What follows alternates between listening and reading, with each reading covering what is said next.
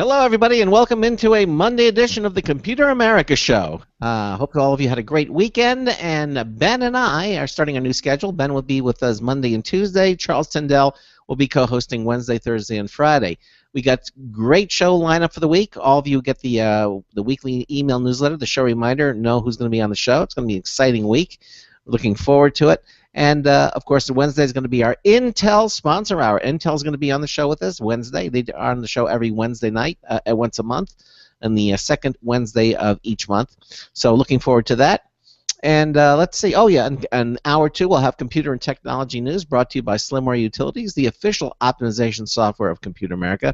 Also have some update alerts for you that happened over the weekend.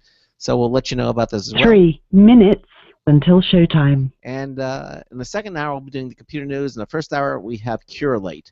So sit back, relax, and enjoy the show. We'll be starting in about 3 minutes, less than 3 minutes. By the way, Ben is in our Florida office now, and I'm here in the Carolinas.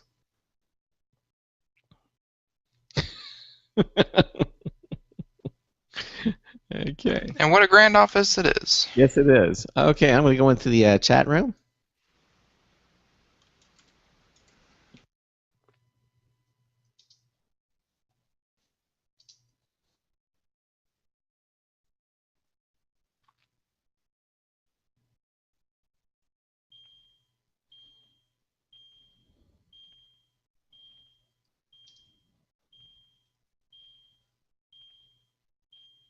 Two minutes until showtime.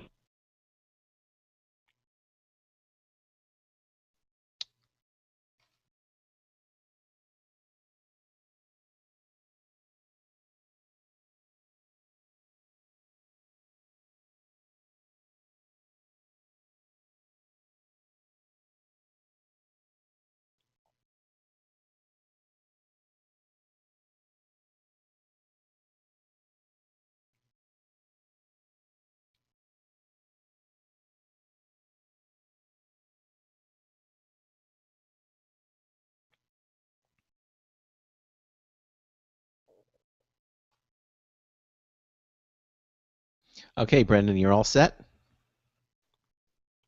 Yep. Okay, just want to make sure. Okay, well, we're going. Stand by. Great.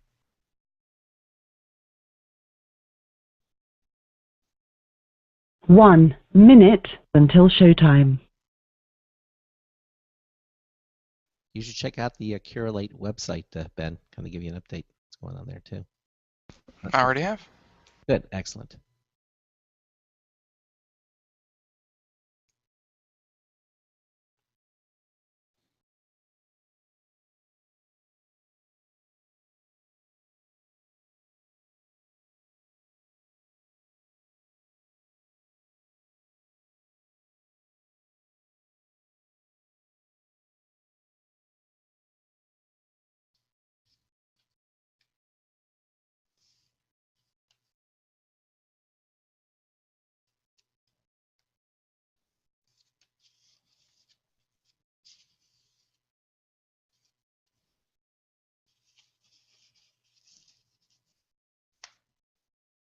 Your show will go live in 5 seconds. 4, 3, 2, 1.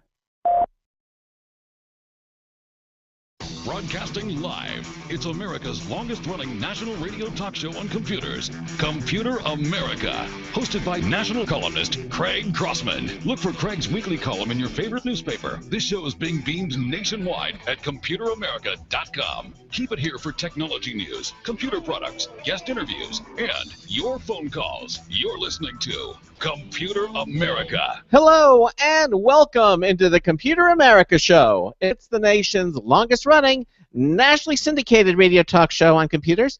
Computer America is heard around the world and coast to coast. And I'm your host, Craig Crossman. And I'm your co-host, Ben. And Ben is now in our sunny Florida office. How's the weather down there, Ben? Hot and almost unbearable.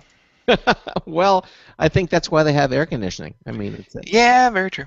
Yeah, exactly. I mean, I grew up in Florida, and I always said, thank goodness for for air conditioning? I mean, because, especially in the summertime when it gets really warm. Has it been raining? Is it damp? What's the weather like down there? It feels like you're going to drown just walking around. Yeah, it's hot and muggy. And Yeah. and just when you think, oh, it's going to alleviate. It's so hot, everything's going to evaporate. It's going to be nice and dry. And then it rains again in the afternoon, and just keeps everything just that awful soupy mix. So yay Florida. Yeah, I guess so. Hey, but at least they have all the great restaurants down there that you like. Okay. There you go. It's okay. All right. Send up some Flanagan's wings when you can. Yeah, I'm good. All right. All right. Well, again, welcome into the Computer America show. We got our chat room going, and let's kind of get all the out of the way, how to contact us. I mean, if you want to get in touch with us or talk to our guests in the first hour, any questions you may have, it's really simple to do. Give us a call. It's at 347-884-8881. That's 347-884-8881. I'll get you on and get you through. We also have email set up when we're live and on the air. It is live, L-I-V-E, at computeramerica.com. You can also join us in our live interactive add-on chat room. From our homepage at computeramerica.com, you'll see a big button there. It says chat room/live video. They both share the same page. If you click that button, you'll see the chat room at the bottom of the page. It'll ask you for a username. That's the name you'll be known by when you go in there. Click the sign-in button, and your Java-enabled browser on a Windows machine, Mac, Linux, they all work. Will move you into the Computer America chat room. You can, and also, by the way, it shares our live Computer America video streaming page. The live Computer America video page is brought to you by Other World Computing. Quality products, expert support since 1988, now celebrating its 25th anniversary. Please visit them at www.macsales.com. Macsales.com. Again, when you go there, I mean, check out some of the specials they have. If you need, for your legacy Mac, if you're looking for memory, or even a portable battery, all the way back to 1988, they have them. They even have the installation videos. Actually, they have their own YouTube channel, so you can see all the things there. Check out their blog, rocketyard.com. Again, anything you order there over $49, you get free ground shipping, and that covers about 80% of the country. That's in 2 days. Check out their new Aura line of SSDs, 120 gigabyte drive for $95.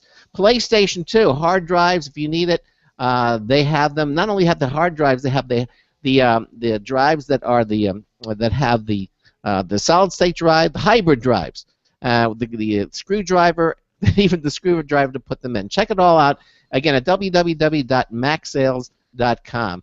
Ben, can you talk for a moment, because there's something I need to turn off, and I have to run over to the other room. Okay. Yeah, sure. So he was talking about OWC, and just want to tease some stories that we're having on second hour, and just one big thing that I want to mention real quick that I think you really want to stay around and listen to would be that if anyone remembers last year with SOPA, PIPA, CISPA, everything that we covered it a lot on the show as it was happening and stuff like that, but we were also doing coverage of it and what it meant for you, and it turns out, just like the zombie that won't go away, all these measures are back, and there's a new one called CIPA, C-I-P-A, that is pretty much just copy paste the exact same thing, just being reintroduced to do all the bad things that we talked about, and we will talk more about that in the second hour. Excellent. And also, as I mentioned, we have an update alert too. Okay. Well, if we'll get into that. And again, a Computer and Technology News brought to you by Slimware Utilities, the official optimization software of Computer America. So let's get to it. Okay. We have a very interesting guest tonight, and he is from something called Curalate. Now, he's here to discuss smarter marketing through imagery. Curalate, according to the website, gives you all the social media marketing tools you need to measure, monitor, and grow your brand presence on the networks that matter. Engage your community, increase followers, identify influencers, monitor competitors, create promotions, and discover content to post. And you can do all of that with just one platform. This is actually very cool. Joining us is Brendan Lowry.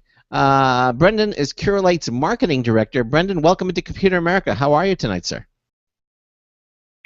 I'm doing well. Thank you guys for having me. Our pleasure. So, I kind of gave an overview, but what, in your own words, why don't you explain to our listeners what does Curalate do, and who do you do it for? Yeah, absolutely. So you pretty much nailed it. We're a social marketing and analytics platform for visual social media, and we're really focused on helping brands drive engagement from 4 main social platforms: Pinterest, Instagram, Facebook, and Tumblr. Now there are various social listening and social marketing tools out there that are trying to help brands foster engagement. The challenge for most of those platforms is that all of their technology has been built to track text. So they're going out and they're scanning these platforms and looking for brands, specific names as users share status updates and communicate with other users. The problem is that what we've seen over the past few years is that consumers are now actually making a massive shift to using images when they talk about brands. So now, instead of just saying, I want this shirt from Gap.com, or I love this new Gap sweater, they're just sharing an image and they're saying, I love this or I want this. So every other single tool that has existed is missing out on these new visual conversations that aren't providing the keywords necessary for the previous technology to really track this type of engagement. And so we're helping brands across various industries: retail, apparel, CPG, auto. Really any industry and any type of brand that has visual imagery on their website that's being shared, to social media. Well, and I guess we as human beings are primarily visually. Sight is the very first of all the senses, I think, that really drives things home.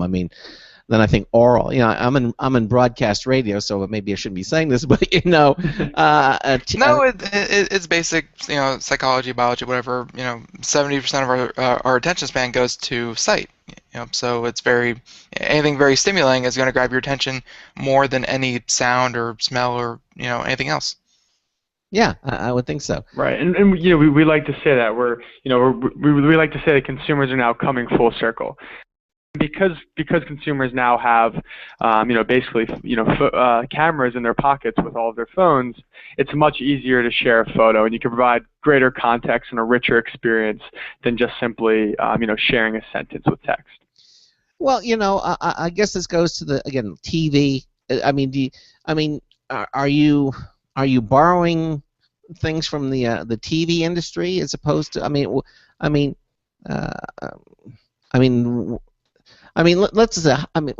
back up here. First of all, how did you come to Curalate, and how has it changed since you started? Okay, let's do that first. Yeah, so we actually the founding team we actually working on a previous company that wasn't going as planned, and so we actually had to go back to the drawing board for a month and really figure out, well, is there anything else that we could potentially work on at this point in time? Are there any challenges that we think need to be solved?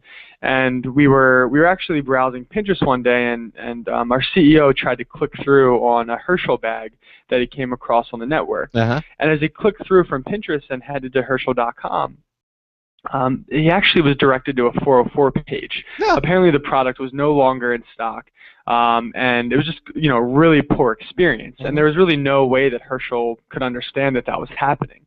And there wasn't any type of product name or product description, so there was no way for our CEO to email Herschel and figure out, is this available? Can I find it somewhere else?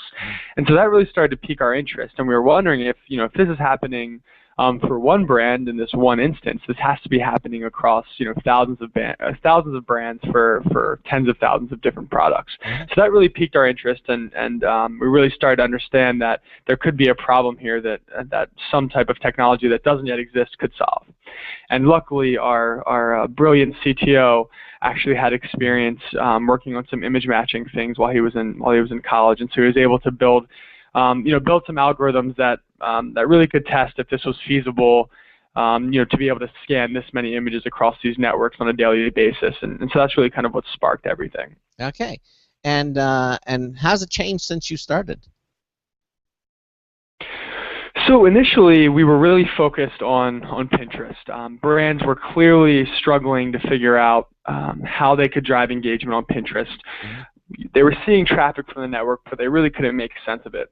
And so initially, that was our main priority, figuring out Pinterest. But as we started to dig deeper and deeper and started to understand how brands and consumers interact on social, we understood that this wasn't just a Pinterest problem. This was actually a social phenomenon.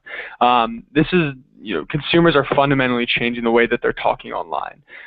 Just to give you a bit of an example of how often consumers are sharing images every day, Curalate scans 2 million images every day, and that's across Facebook, Instagram, Tumblr, and Pinterest. Mm. And so when you think about the scale that that's happening, and you add in new apps like Snapchat, and you add in previous photo networks like Flickr, and 500px, this number crosses 2 billion images that are shared across social on a daily basis. So Wow. knowing that, yes, it was a Pinterest problem at first, but we eventually formed this long-term vision that helped us kind of understand that these images are not only being shared on Pinterest, they're being shared across dozens of other social media channels, and we want to help find those conversations for brands. Okay. All right. So let me ask you this: how long has Curalate been in business? I mean, when does all this start? So we started about two and a half years ago. Company started with 3 different employees, and we just crossed the 50 employee mark last week, which was a pretty exciting milestone. Yeah. So, okay. So the idea is that consumers like to speak in images. Is that a fair assessment? I mean, of what it is that you're aiming at? Yeah. Absolutely. Again, the challenge is that previously, again, there are various tools out there that are helping brands track their their engagement across social. Again, given a specific brand, for example, like Gap, there were tools out there that could track how many times the Gap brand was being mentioned and where they were being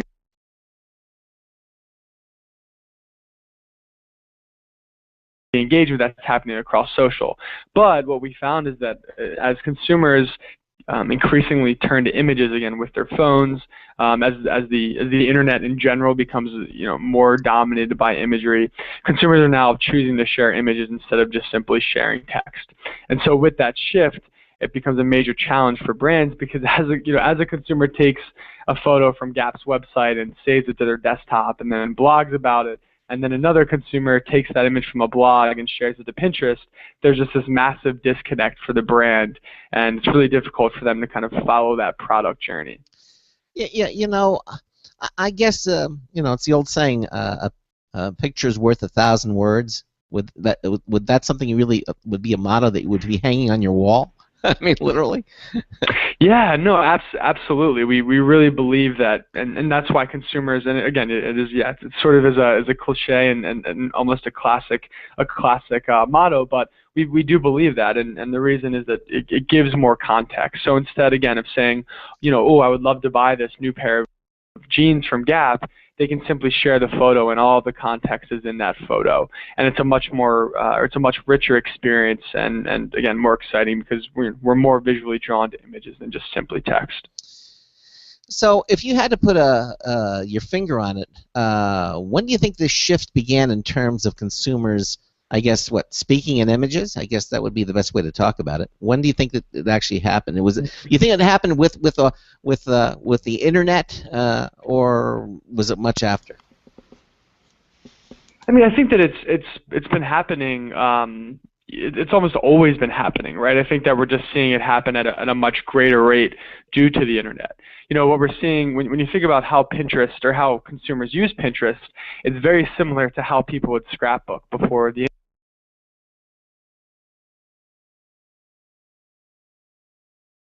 and the clothing items that you wanted, you would put them on your bulletin board to your fridge. we're now happening just to see that online, where consumers are going to a site like allrecipes.com and saving that recipe to their Pinterest board. And so the fact that it now can happen at a much quicker rate, and consumers now have access to an infinite amount of content as opposed to just a monthly magazine that's arriving to their door.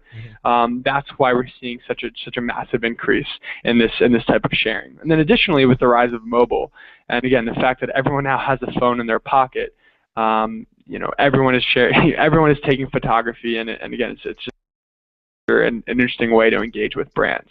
And is instead of a consumer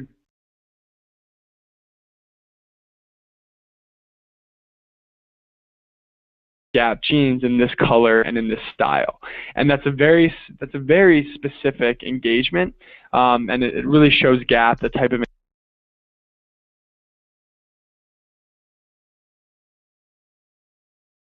across their business and across various marketing decisions. Yeah. Okay. Well, okay.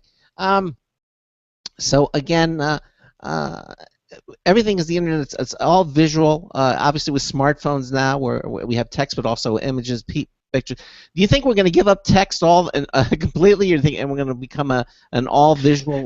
We're moving to a society of grunts and whistles and pictures. You think that's going to happen, or it may seem like that at times. Yeah.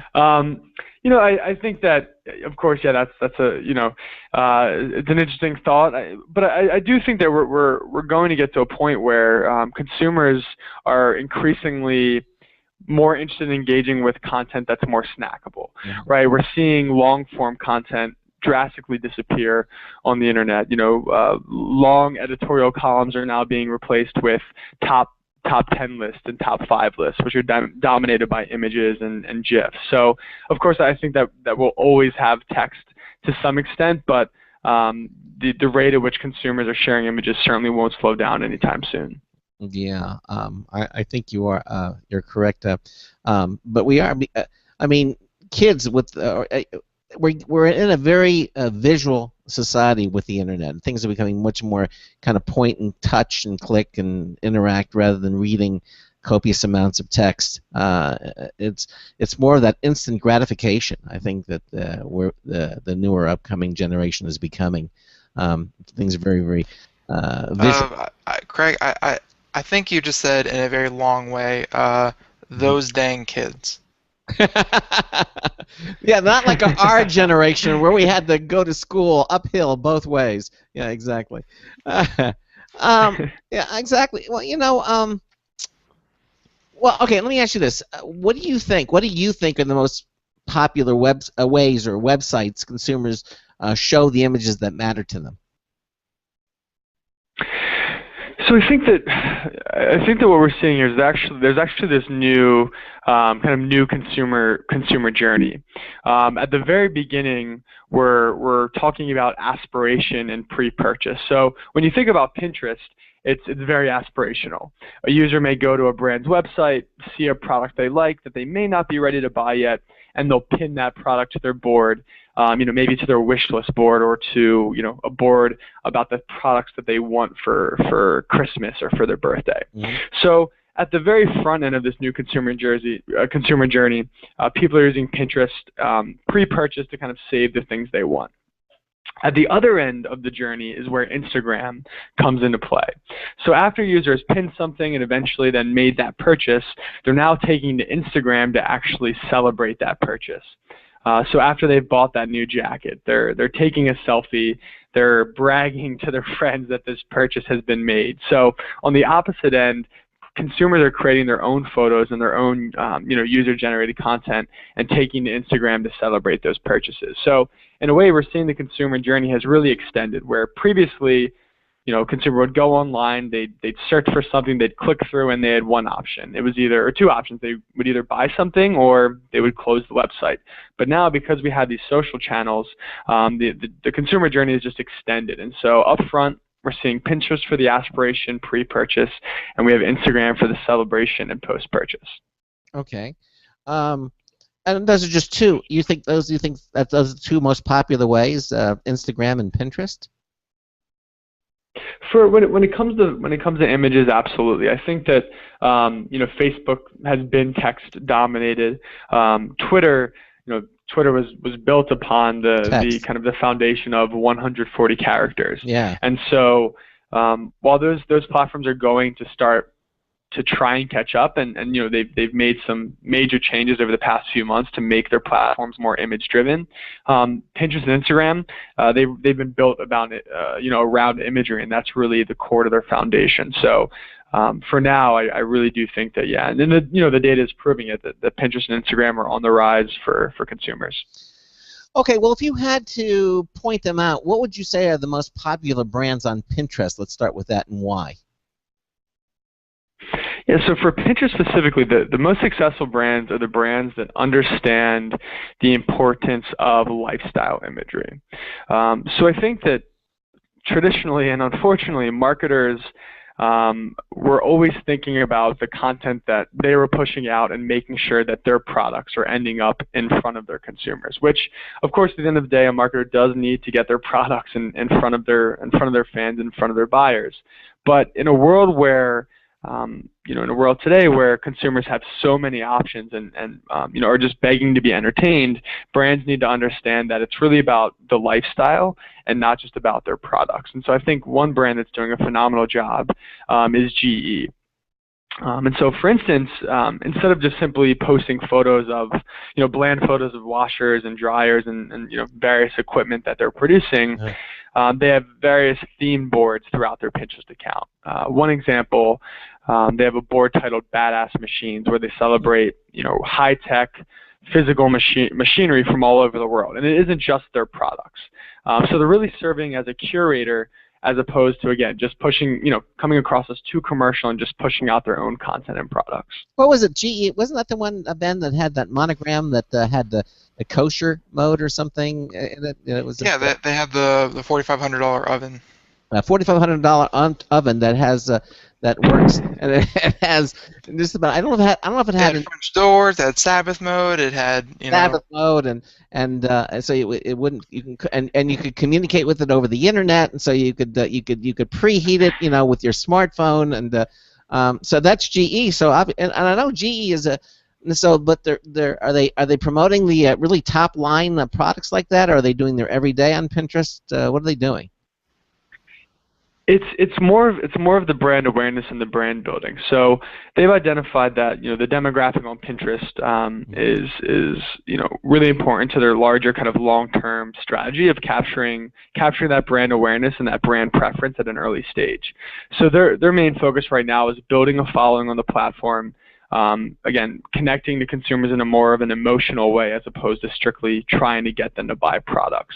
They know that just won't work on this type of platform. So yeah, it's really about the lifestyle angle and providing content that's also educational. So again, instead of just posting an oven, they're actually going out and creating different infographics and DIY cooking tips and things of that nature as well. Creating that lifestyle and really adding education as opposed to just products. Could you give me an example of one of the images? I mean, I'm trying to focus, or I want our listeners to understand. It's not a picture of the appliance itself, but what do they have? Give us an example of one of them that what we might see in one of these images on Pinterest. I mean, like I could totally see GE doing something along the lines of showing. You actually mentioned the heavy machinery, and they're not trying to sell kids on the internet heavy machinery, but I mean it's interesting and fascinating, and that gets people's interest. And I mean, even though they're looking at all this heavy machinery, and it's not go down to your local Walmart, Best Buy, where have you, and go and buy our new giant crushing machine, but it still says at the very bottom or somewhere GE appliances. And I guess it's all about, for GE, just trying to get their brand out there. Right, and it's building that brand awareness and gaining that brand preference really early on. Another board that they have is called Lighting the World, where they're basically touring the world and just taking beautiful photography of just amazing photos of different lights from throughout the world. Some are in museums, some are in forests, some are just beautiful homes, from Europe. And some of these photos aren't actually around or about GE lighting products. But again, it's just getting that brand preference and hopefully forcing consumers to think about GE when they think about beautiful lighting and beautiful lighting photography. Okay, all right. So they're really just they're not even focused really on their products. Then they're just kind of but how do they get people to kind of correlate all those things, the photography thing back to GE and because the bottom line, GE wants to sell product, and so how do they get them back to that? Yeah. Well, I think that's overall that's kind of the biggest challenge that brands are focusing or trying to answer right now for social. It isn't always about just simply tying a share back to a specific purchase.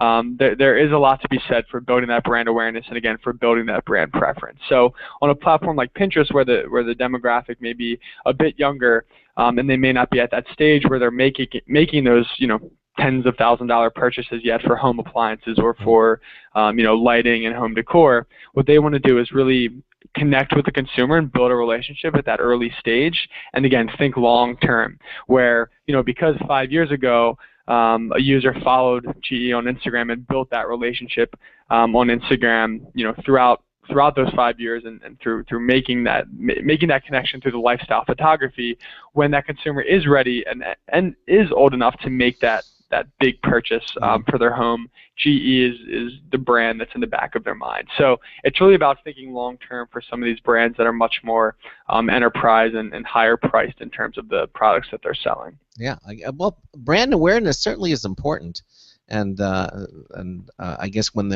people are ready to buy, then I guess they'll start thinking of those companies.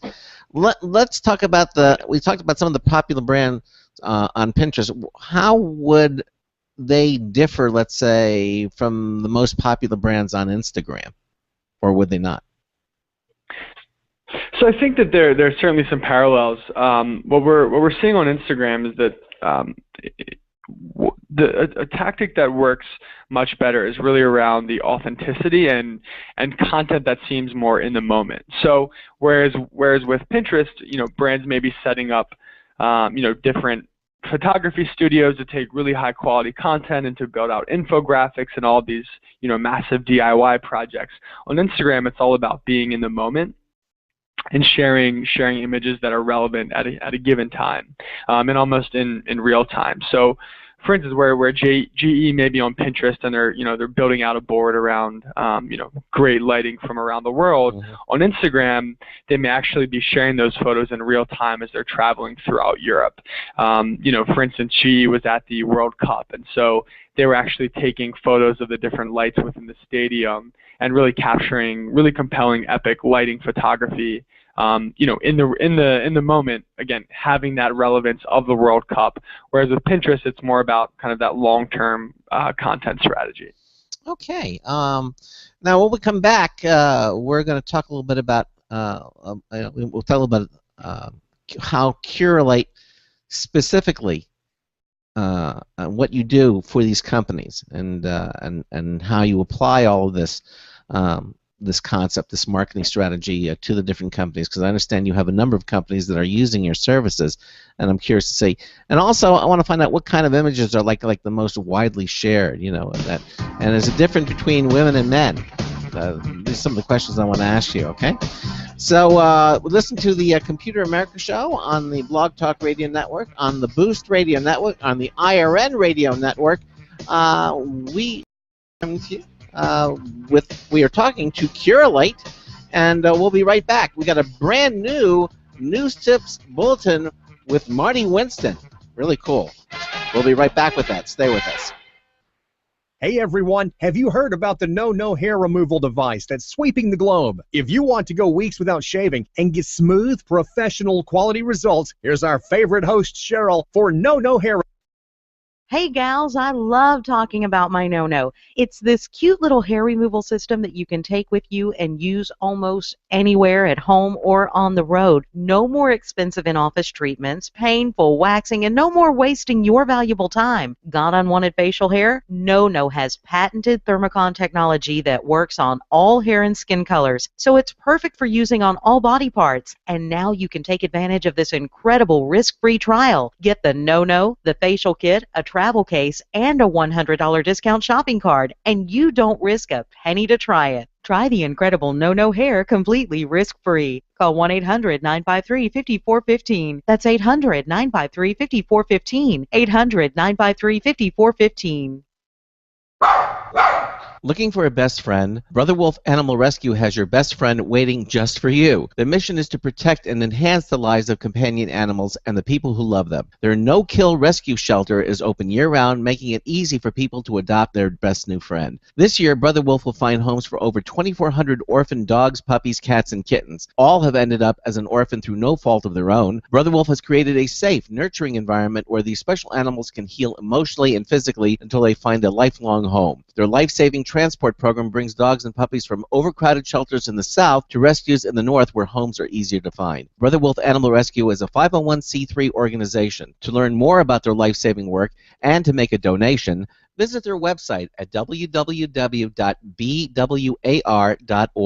That's www.bwar.org. Help to realize Brother Wolf's vision when no animal is euthanized for lack of a home. Who's a good boy?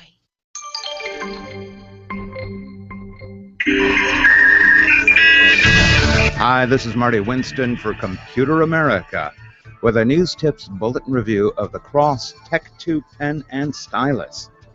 We got in black and silver and blue models of the new Cross Tech 2 pens with a stylus at their top ends. The fine point ballpoint pens need no description to anyone who has ever written with a cross, except maybe to note that these do, as is traditional to the brand, twist to extend or retract. The new feature is the topside stylus. It works with capacitive touchscreens, most of what we have these days, and has some sweet surprises of its own. The designers finessed a dome that's a little narrower than most, and as a result, more precise when you use it. It's a lot more precise than a finger. And its light touch almost bounces back off the screen. Its walls are thin enough to forgive the small amount of brutishness that sometimes accompanies tablet use. The biggest news, if that stylus tip ever wears off, you can unscrew it and screw in a replacement. Bottom line, the Cross Tech 2 stylus and pen products add high touch to high tech on text touchscreens or on the more classic medium of paper. This is Marty Winston with a News Tips Bulletin Review for Computer America. Welcome back to the Computer America Show. It's 34 minutes past the hour, and we're here with Brendan Lowry and more specifically Curalate. And just before the break, we were talking about GE and all the brand recognition that they're doing nowadays. But I mean, you just as easily take GE and apply it to any other company that uses these social media tools that are mainly image-based and things like that. And I mean, you did a really great job of just showing why these platforms are relevant for big companies. Because coming into this, I'll be honest with you, I thought it was just something for teen girls to kind of make their own little fashion magazine on the internet with, but you're absolutely right there. But I mean, how does your company Curalate, what do they do with all this information, and how do they help companies start doing this? Oh, and I'm sorry, I forgot to bring him back on. Sorry about that. There we go. Okay, there he is. Okay, go ahead. No worries. It's a great question. I think that the one challenge for brands is in today's world is making sense of all this data that is available to them. The one thing that really that Pinterest and Instagram really offer is a level of granularity that just hasn't been available to brands online previously. If you were to think about the in-store experience, someone may go into a store and they're going to be browsing various products. They're kind of showing you intent, right? They're taking something off of a rack, they're looking at it, they may try it on, they may ask the attendant a few questions, and there's that very personal interaction, and again, you can now say that, okay, this consumer so what Curalate does is we actually allow brands to do that online at a scale that just wouldn't be possible, in store or in person. And so for a brand like Gap, we're able to show them that over the last week, these were the products that consumers interacted with from your website most often. And so when you start to think about the value in that, you can really start to drive business-wide decisions. So we have a few brands that are actually using that data to impact their email marketing. So previously, they would kind of guess and try and figure out, well, which images may work in an email marketing campaign. Well, we're now actually showing them these are the images that consumers are already telling you that they like and that they're already engaging with. You use these images and you'll see higher click-through rates. Additionally, we're helping brands merchandise their e-commerce sites more effectively. So by telling a brand like Gap that these products were shared the most often over the past week or over the past month, and these products drove the most clicks, they can start to understand, well, which images they should be featuring on the home page of their website. Because again, the consumers are already going out of their way and telling them that this is what's most popular and this is what resonates with us. So that's basically what you do at Curalate. In other words, you're taking these images and you're telling these companies which images work and which ones don't, and why they work and why they don't. And so you help guide them to use the most attractive and most popular images that eventually will help reflect their products to the consumer. Is that a fair assessment? Exactly. And 100%. And again, because it's such a specific and granular endorsement, when a consumer shares that photo, it's very valuable. And previously, when we were talking about social media marketing, it was always at a brand level. So, how many likes did Gap get on Facebook, or how many followers do they have on Twitter?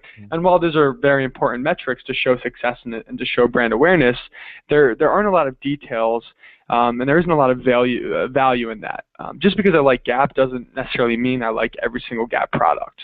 On Pinterest, you're actually doing exactly that. You are saying, not only do I like Gap, but I like these exact products from Gap in these sizes and in these colors. So it's very, very specific and very granular. And that converts into information that Gap can use in their upcoming upcoming line of products that they offer in their stores, I would assume. Right. Yeah.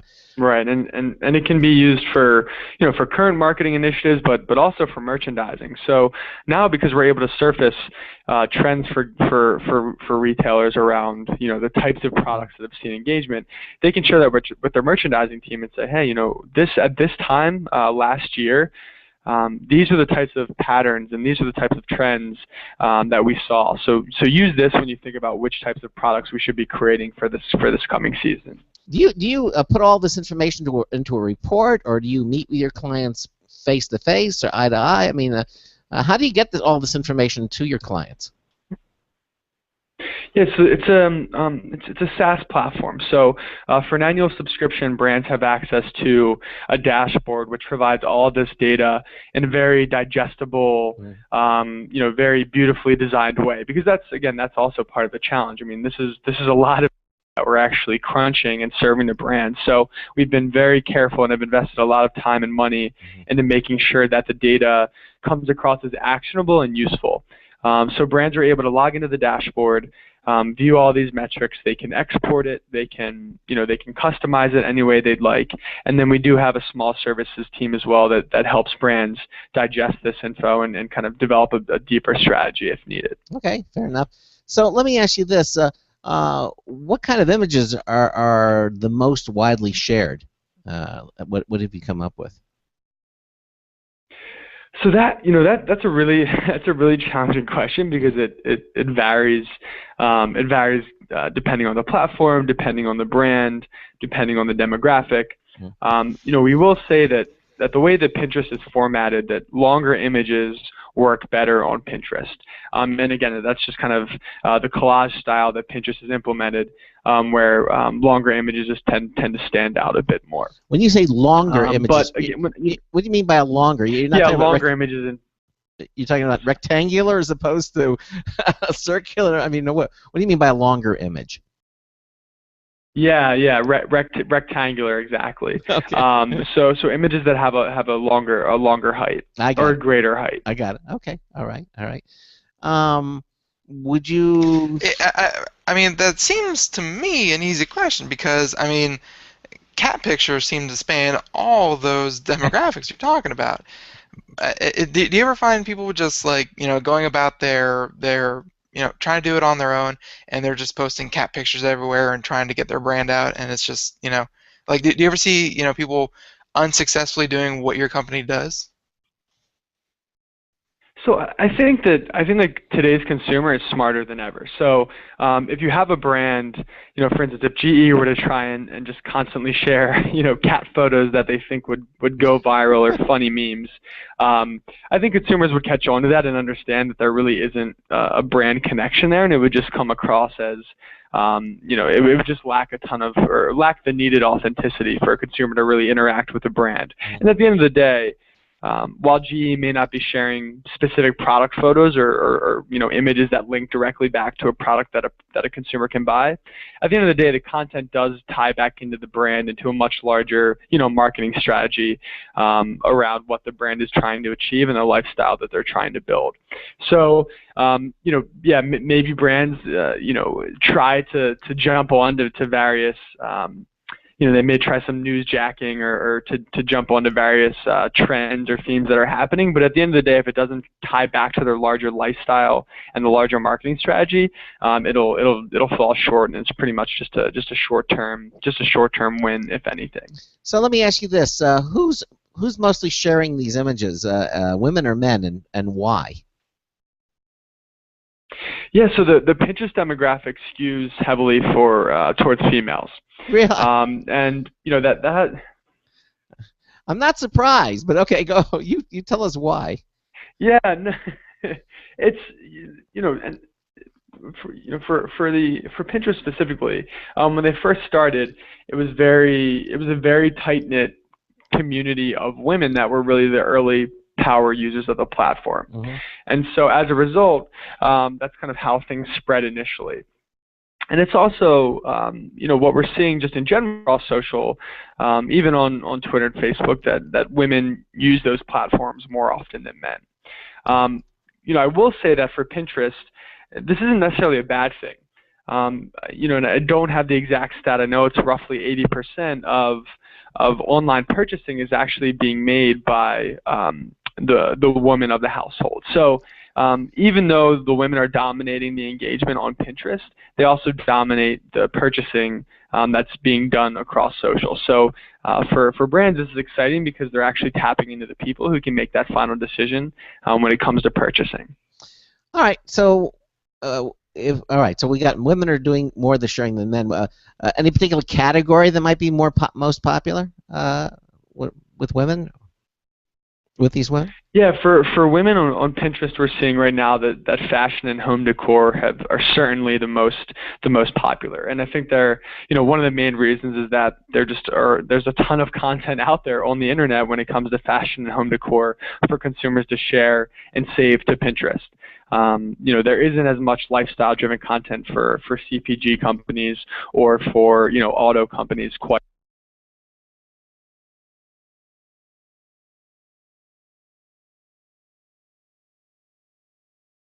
They've all now established really strong content-heavy digital platforms that these women are really kind of now just diving into and saving a lot of that content. Okay.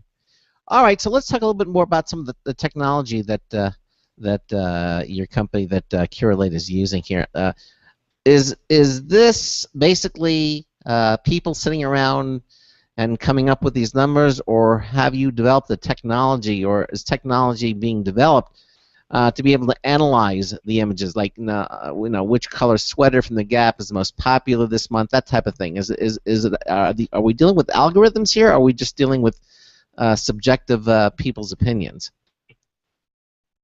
Yeah, so we're dealing 100% with algorithms. So there are known image matching algorithms out there that are able to take two given images, look at them side by side, and overlap them and determine if those two images are of the same exact thing. So those algorithms are known, and they're currently out there. Yeah, the challenge is doing it. Well, I mean, interrupt, but I mean, I know when you go on to Google, for example, and you're trying to, you can search by images now, and you've been able to do it for some time actually, but it's actually becoming much more accurate. I mean, I would put a picture of a chair that I was looking for.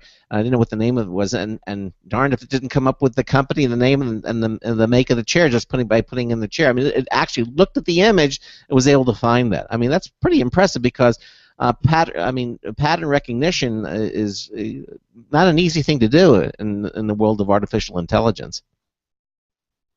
Right. It's not easy at all. No. Yeah, what Google has been able to do is incredible, and so what we're trying to do is actually take I wouldn't say a similar approach, but when it comes to the technology and the image matching, we're basically applying that across various social channels. So again, taking that image matching technology and being able to do it at the scale that we're doing it at is what's really difficult and what's really impressive. So the fact that we're able to match and scan more than 2 million images every day across these social channels is really where the technology comes into play, and really where the software adds value to these brands. Well, I don't want to get too overly technical, but can you tell us a little bit about how this works? I mean, what it is you're doing? I mean, I don't want you to get down to the code level, but, yeah. But just can you give a little explain? Yeah. It can, yeah. I mean, you can get in the weeds. It can get pretty difficult to understand. I think that the best way to describe it, to kind of make to have it make sense for marketers and people who may not be as technical, we're almost thumbprinting every single image for a brand. So we'll take in Gap's image catalog, look at every single one of their images, and map it pixel by pixel. So again, almost like thumbprinting that image. And then as we're going across Pinterest and Instagram and Tumblr, we're constantly scanning those platforms and trying to match to see if any of the images that are being shared match the thumbprints of the images that we've saved for Gap. And once we know that connection is made, that's when we surface it into in the dashboard for Gap and really say that, okay, here's a product that was shared on Pinterest. Here's how many times it was shared. Here's how much traffic it drove back to your site, and here are the different types of words that consumers were using when sharing this product. Okay, all right, and it all works now. The question is, if with all this technology that you're doing and everything, and obviously you're dealing with companies, and let's talk about the consumer for a little bit. What's the benefit to the consumer of this type of brand monitoring and analyzing these shared images? I mean, how does it affect me and Ben and just people, the average person? How do we benefit from all this? Yeah, at the end of the day, what we're really trying to help brands do is help build better relationships between them and their fans and their consumers. So by telling them the types of images and the types of content that resonate most, will actually help them create content that us as consumers will actually appreciate more.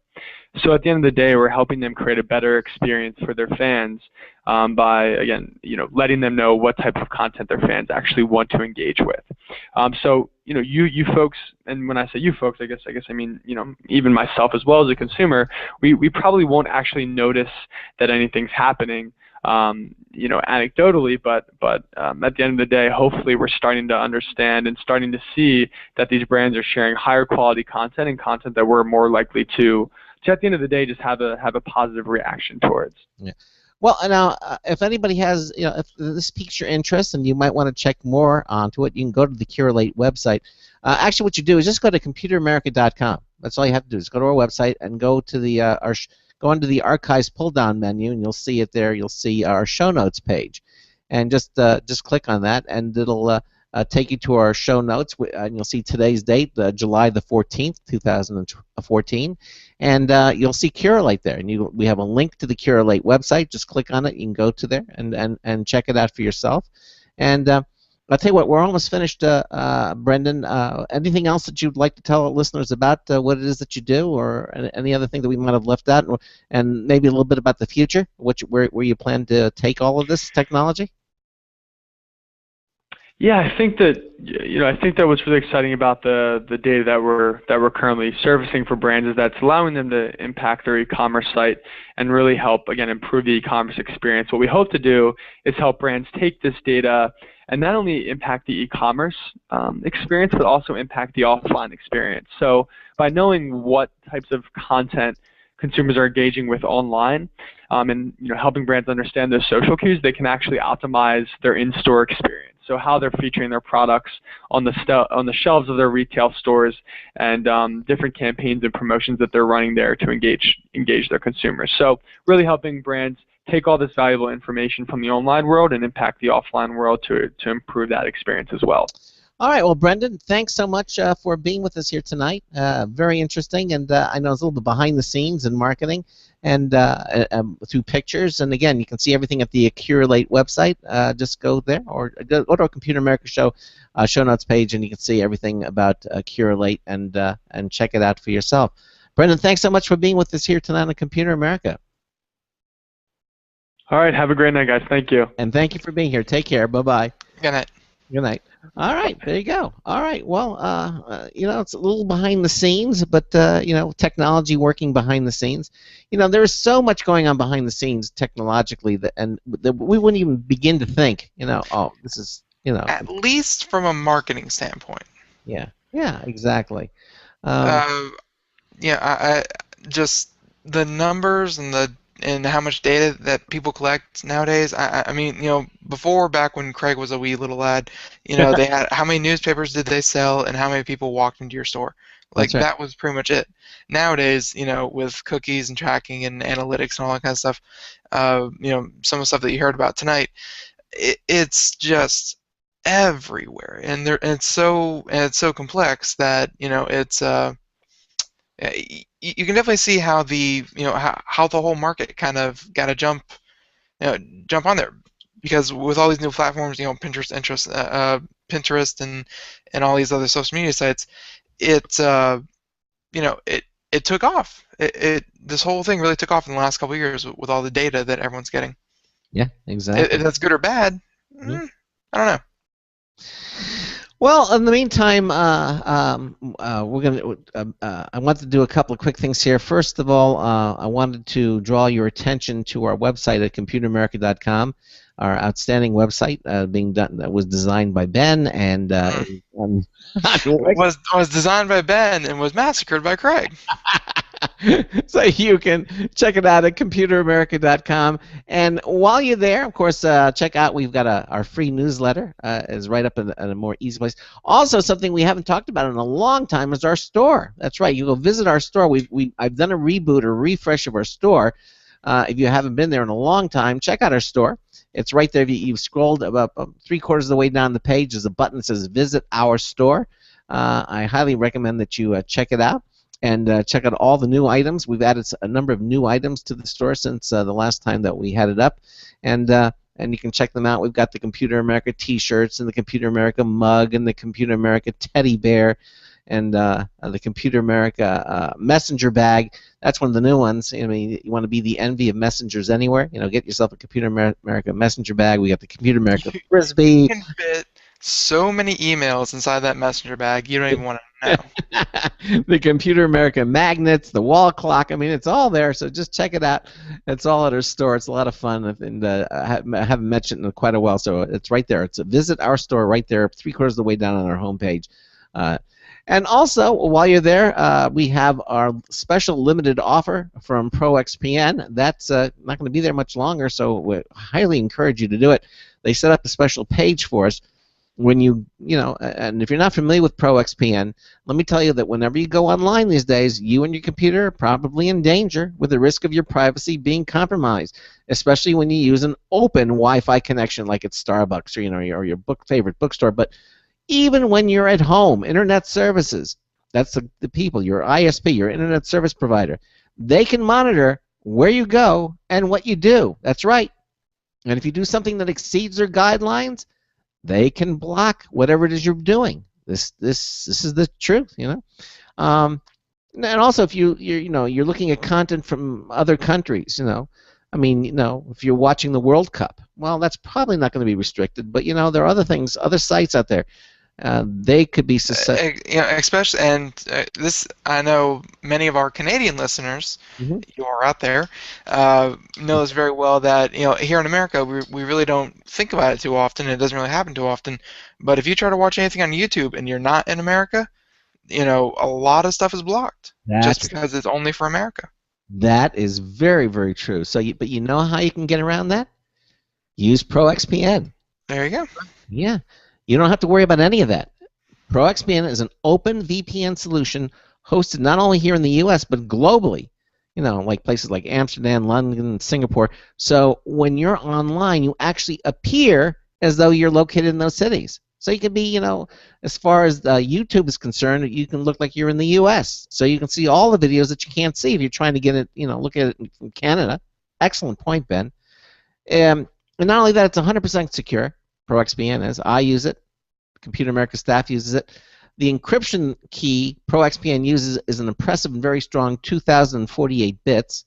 The encryption tunnel is 512 bits. Look, you don't need to know what that means. In other words, you're safe. That means ProXPN protects you online and it protects your privacy. This is the way the internet was intended to be. Okay. You know, I use it on my Mac as well as my gold iPhone 5S. The ProXPN app for Android phones actually adds OpenVPN to Android, which it doesn't have, so you don't have to use PPTP, you know, point-to-point tunneling protocol. Of course, ProXPN will let you use PPTP if you like, because ProXPN supports that as well. Look, we want you to use it. We all use it here, and we want you to try it for yourself. So whenever and wherever you go online, you know your privacy is being protected. Okay. If you use a desktop, ProXPN has Mac and Windows versions that give you advanced controls to select ports. You can connect it at startup. And here's something really cool. You can even select which programs should be shut down in case your VPN connection goes down and your anonymity has been compromised. That's very slick. I mean, if you're using, let's say, Firefox, you can say list Firefox or Chrome. You can list it. You can tell ProXPN, so if that that OpenVPN connection goes down, your browser closes. So they can't. You're not all of a sudden back there using your where they can identify you. It just shuts it right down. Shuts down your browser. So here's the deal.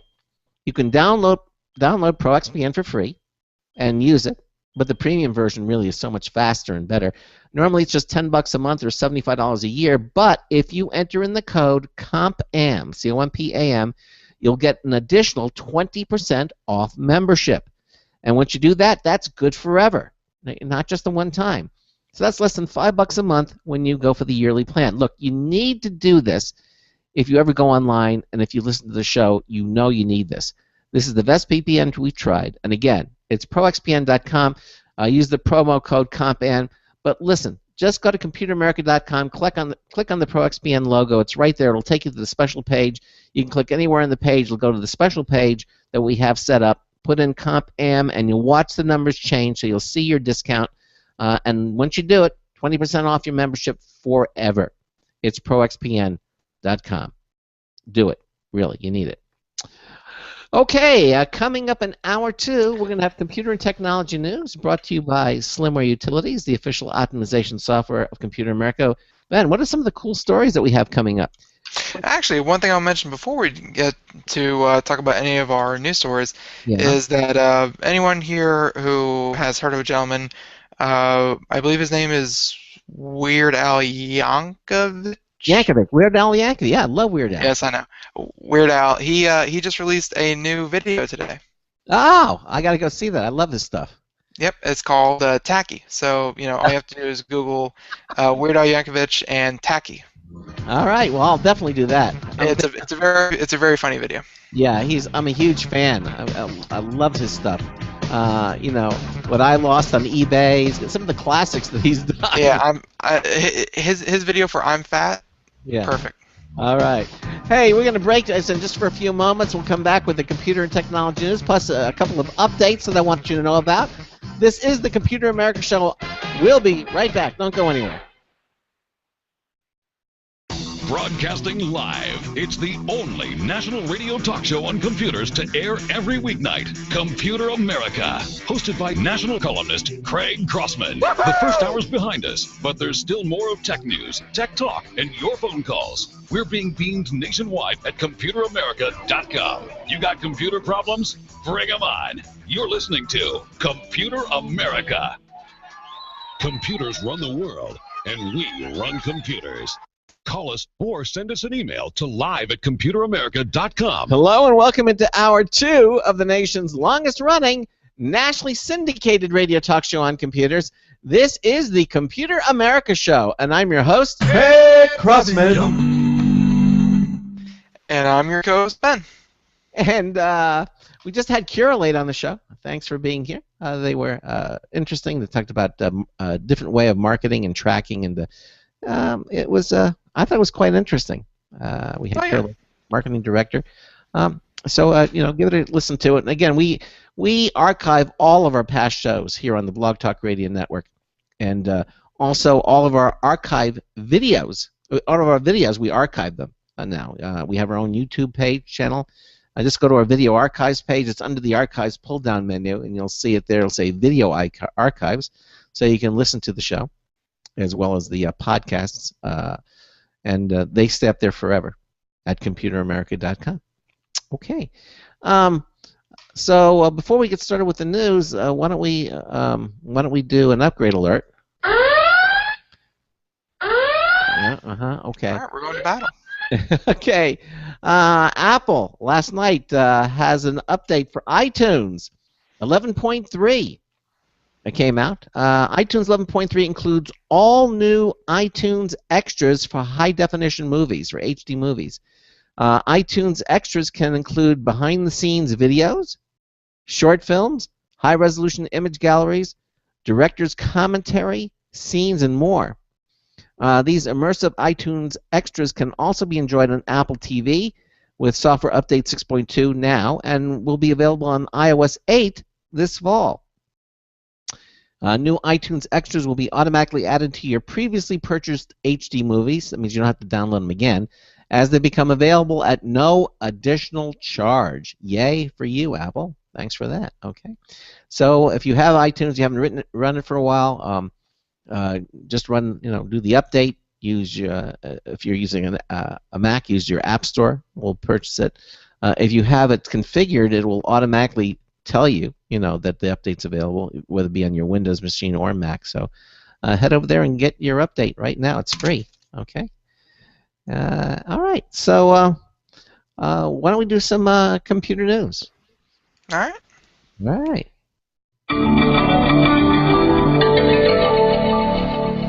Tonight's computer and technology news is brought to you by Slimware Utilities, the official optimization software of Computer America. You can visit them at slimwareutilities.com to clean, speed up, and optimize your Windows system for free. That's right, everything at slimwareutilities.com, absolutely free.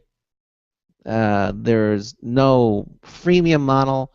We'll give you the crippled version. No, they're the complete versions, and they're absolutely free, and they will clean, speed up, and optimize your Windows system, or your Wisdom system, whatever, and be sure though download all of them. They even have their backup program, their Rec Image product for Windows 8. Check them all out. Download all of them. Really, keep them in your toolbox. You'll really be happy that you did that, and you'll thank us for it. SlimmerUtilities.com. So our first story is. Actually, and real quick. Yes. I know we just did this, at the very end of last hour, but I mentioned Weird Al. He has that new video out. Mm-hmm. Turns out, my bad. I didn't realize this until just now. That's his first video. He's going to be releasing 8 over the next 8 days, or at least starting today. Is he so, yeah. Yeah. So for the next week, he's going to have a new music video out every day. Cool. I like Weird Al, as I said. So yep. All right. All right. Well, this first story from Maximum PC. Guess who? It's Paul Lilly. Yeah. Device authentication could make passwords obsolete. That's right. Perhaps one day you won't need a password to log into your accounts. Wouldn't that be cool? Okay, everyone knows you're not supposed to use the same password for multiple websites and services, and if you follow that advice right down to the letter, then you'll be juggling numerous passwords depending on how many banking sites, forums, auction portals, and everything else you've signed up for. It's a pain and perhaps an unnecessary one because something called device-based authentication could render passwords a thing of the past. At least that's what Christopher Mims over at the Wall Street Journal believes. In fact, he's so confident about the irrelevance of passwords that he shared the one he set up for his Twitter account. It isn't a dummy account either, but an active Twitter account that he's been using to post more than 51,000 tweets since 2007. His password is simply Christopher Mims, all one word, lowercase. He's willing to give it away because he uses a device-based authentication method that requires not only a password, but verification on his iPhone. In other words, if you want to sample the early versions of Post-Password Future, all you have to do is switch on a common security feature of every major web service. It's available across all the web giants, including every account offered by Google, Yahoo, Microsoft, Facebook, Twitter, and dozens of others. And yet surveys suggest more than half the public hasn't even heard of it. It's called two-factor authentication. Now, it's not unlike an ATM in which the first factor is your PIN, or your password, and the second is your debit card, right? You need both. You need a physical thing that you keep in your wallet or person. Without it, the PIN is useless. And so are passwords without a physical device in a two-factor authentication scheme. Okay? So, basically, that's how it works.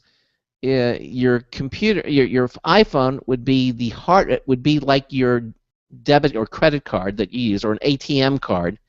So that would be the physical thing you would have, and then the second thing would be a PIN number or a password. And he's saying that this is going to be render passwords a thing of the past. What do you think, Ben? Do you think he's correct? Oddly, the first time I saw something like this was playing World of Warcraft. And around, I'd say, 2008-ish, maybe 2009, was when it really hit its high point of accounts getting hacked. Because back then, all you needed was the email address and the password for that. And I mean, keyloggers were everywhere. So it was pretty easy to, get a person's password, get on their account, steal everything and whatnot. And and that was happening a lot. So what Blizzard came around and did was they actually started selling authenticators that you would keep in your home, and it was a thing that you put on your keychain, and it connected to the Wi-Fi. You press a button, it randomly generated a code just right when you press the button, and it showed up on the little keychain, and you would have to put in your password, and then you would have to put in that random code that just popped up for you right when you press that button. Where else I saw that? That's very cool. I didn't realize they had it for World of Warcraft. A realtor that I've seen that I know has that, and then the one way to access the website is the two-factor thing. You have to have the password, but you also have to have the little device that generates this. It's not random, but it seems to be random. But it's obviously the proper code that you need to, along with your password. What do you still use that, or did they stop? I actually never got it, but they actually took about anyone who got hacked. You could either buy one up front for $10, and it was the best thing because you couldn't get hacked. And they started giving them out, and they started giving them out for free for people who were hacked. So I mean, it works very, very, very well. How come you don't use one? I've never seen you use it. Doesn't matter. I mean, yeah, security's great, but I mean, the odds are still one in, let's see, the odds were still 1 in 10 million, so I wasn't really ever at risk, at least not from my point of view. So, but I mean, technology like this that creates a code and it's just like a factor password. It's a really great thing. But I'm kind of hoping for a master password. You know what I'm talking about? Like Google tried experimenting with it, where when you first log in to your browser, Mozilla, Chrome, Firefox, whatever, um, you put in one master password, and then you have access to all the sites that you would have passwords to because they'd automatically be open in that browsing session. Hmm. That's something I would prefer. Have a really tightly secured master password, and then everything else just being open. I would like to try some. I mean, especially for banking, you know. Um, Although it is a little extra pain. You have to put it in. Maybe one of those things where you can, you can put your ATM card and you can swipe it on your computer. You just take it and you reach up and just. They have those. Yeah. They have. I've seen them. To pay for stuff online, you can actually hook it up to your USB drive, and you swipe it, and it authenticates that way. But I don't like that at all. You don't like, because then you put your PIN code in between that and the card. No one can really steal your stuff because you have to have both. It's two-factor authentication. Why don't you like it? It's I don't know. It just doesn't seem secure enough for me. Even a PIN code. PIN code is 4 numbers and a very basic sequence. It's not secure enough. I mean, a lot of these, a lot of the keychain dongles and a lot of things that give you the random code that you have to put in, those are usually much longer than just 4 basic. Yeah. No, I agree with you. A PIN code can only be 10,000 numbers, 0 to 9999. That's 10,000 digits. That's easy to crack. But the point is, you don't use just a PIN code. You would use the other authentication, which would be a physical thing, like the swiping the card, or I mean, if you're going for physical, why don't you just go for biometrics? Well, biometrics, it has its ups and downs as well. I remember Charles Tendell, when I got my Touch ID in my iPhone, they said people were, they were able to copy a thumbprint and put it on there with using this like wax or something, and it fooled it. I said, but you're really kind of stretching things out there, Charles. Yeah, I mean, even that's not a real world application, I wouldn't think. Yeah, I know. That's just beating the system, but it's not beating the system efficiently. Yeah, and I like Touch ID. If you're going with something physical, I'd rather have a thumbprint scanner than a card swiper. Yeah, and you have a thumb scanner right there on your iPhone 5S. I'm just saying, for authentication purposes. I use it for because you can use it for authentication, because you can use Touch ID now when you want to make a purchase in iTunes or the Apple Store. You can actually use the Touch ID that's built into your iPhone for authentication, which is kind of cool. And hopefully more and more companies will support that. All right. Well, all right. So why don't you pick a story? Okay. This one we kind of teased at the very beginning of the first hour. Mm-hmm. And I just want to get this one out of the way early, because this is this one coming from Vice.com, motherboard part of Vice.com, and and this one is from last month, but I mean it's still relevant. It's just getting some attention now, and that is the Senate Intelligence Committee is moving forward with the Cybersecurity Information Sharing Act, and a problematic, potentially civil liberties killing piece of legislation that looks like the CISPA bill that the internet fought last year to kill. But CISA, C-I-S-A, written by Senate Intelligence Chair Dianne Feinstein, will be considered by the committee next week, according to Feinstein. And here's a quote here: "The bill incentivizes the sharing of cybersecurity threat information between the private sector and the government and among private sector entities. It responds to the massive and growing threat to national and economic security from cyber intrusion and attack, and seeks to improve the security of public and private computer networks by increasing awareness of threats and defenses." Mm-hmm. So, that's a pretty broad statement, as most of these bills that we keep bringing up on the show are. It does some of that, but as the author noted back in April, the problems with CISA are almost as numerous as the ones with CISPA. The bill looks to do essentially the same thing: allow the federal government to trade classified quote-unquote cyber threat information with private companies in exchange for companies voluntarily doing the same with its users' data. So, Feinstein has been one of the NSA's biggest supporter in Congress. So if you like the NSA, obviously, good for you. The CISA is worded. Local police agencies could use companies' quote-unquote voluntary information sharing to create backdoor, warrantless wiretaps, including civil liberties that he spoke with.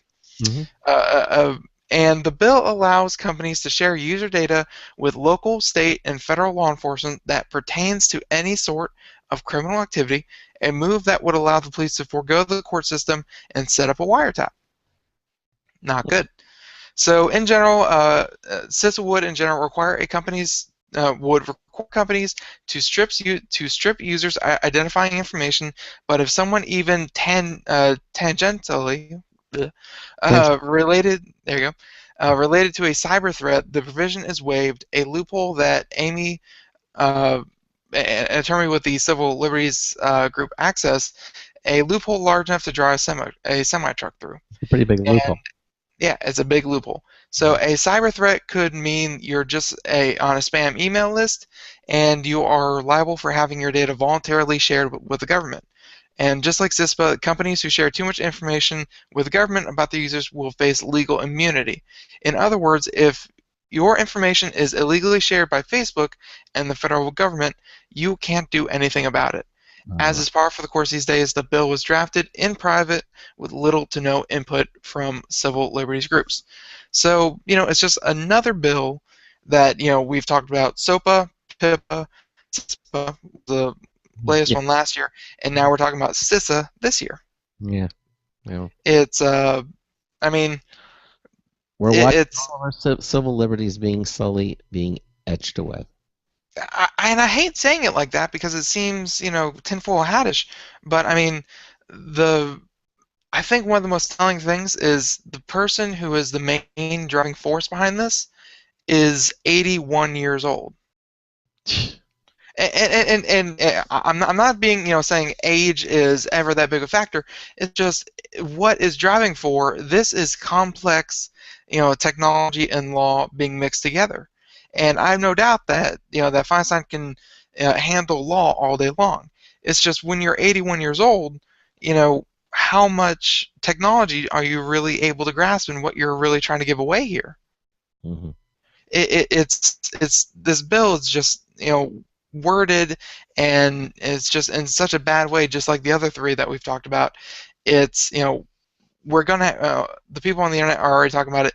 They're trying to fight it. They're trying to find ways to tell their congressmen, tell their senators, and I think it's going to be one of those things where it's going to come back every year, every 6 months, and it's going to happen until it passes. They're hoping, because internet has such a way of just tiring itself out.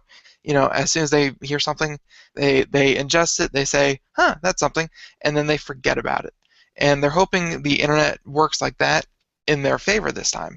That they're hoping, they already handled it 3 times. This time they'll be so bored and tired of it, they don't want to hear about it, and they don't want anything to do with it. So we can just go ahead and pass this, and all will be good for us.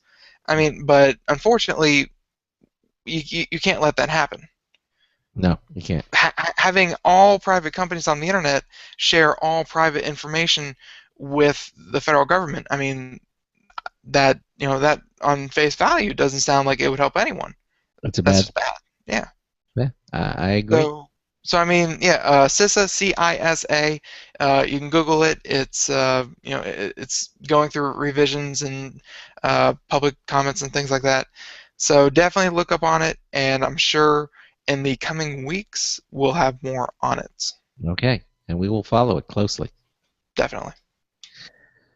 Okay, let's go back to Maximum PC and Paul Lilly again.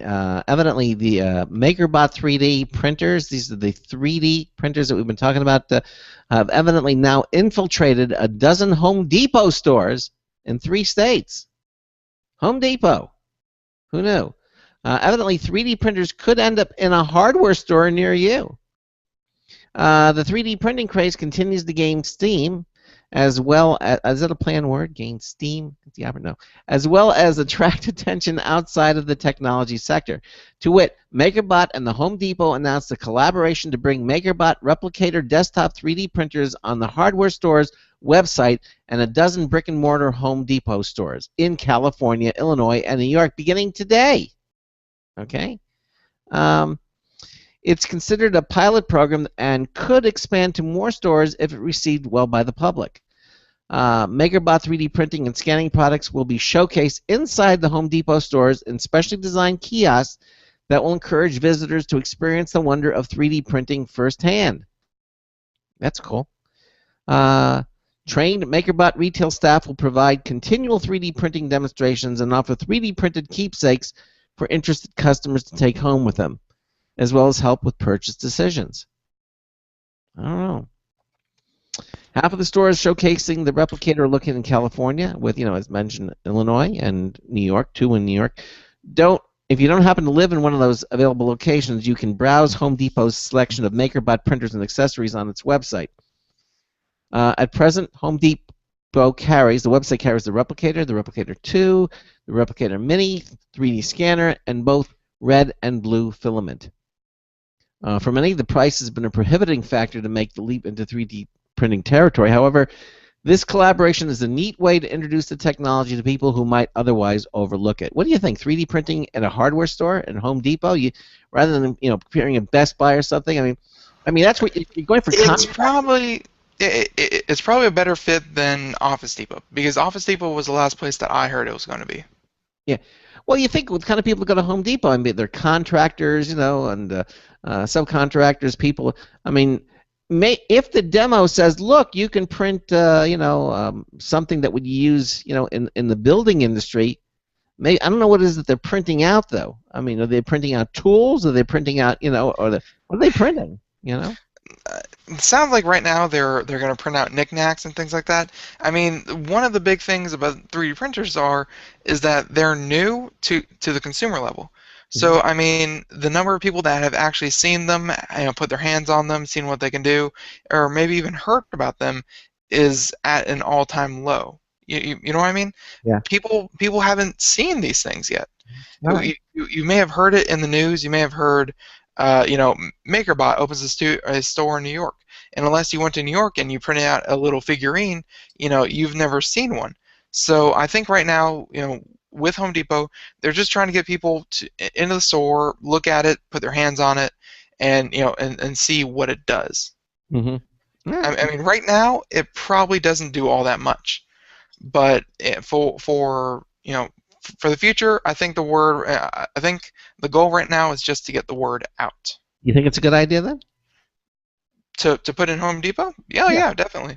Okay. I mean, then again, you're talking to a kid who absolutely was mesmerized by the key maker.